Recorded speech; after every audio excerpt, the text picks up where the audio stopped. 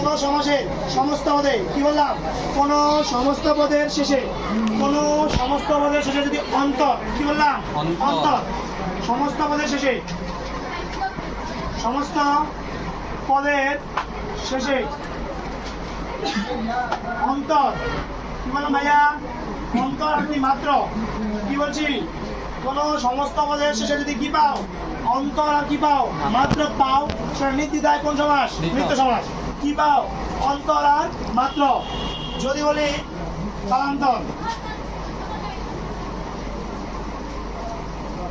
অন্তর আছে না, অন্তর ছিল না, গ্রামান্তর, গ্রামান্তর কেবলমাত্র, কেবলমাত্র, কেবলমাত্র, হ্যাঁ মাত্র দেশান্তর, দেশান্তর থেকে অন্তর পাইছো কিনা? এখানে শুধু একটাই ব্যতিক্রম, সেটা হচ্ছে 92।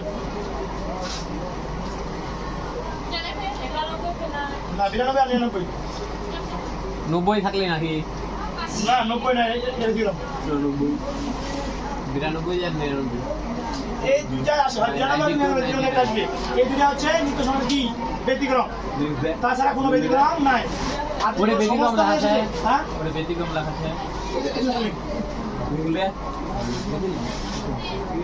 অবিধ না রে, আরেকটা আরেকটা না বলে তো আরেকটা আছে কালসাপ, কালসাপ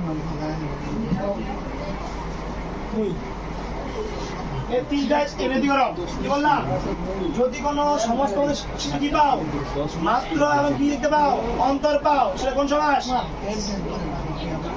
নিত্য সমাস। আর ব্যতিক্রম কোন কারণে, কালসাপ 92 99, ক্লিয়ার? আমাদের আপনাদের সমাস ক্লিয়ার কিনা? এই বুঝলে কি আচ্ছা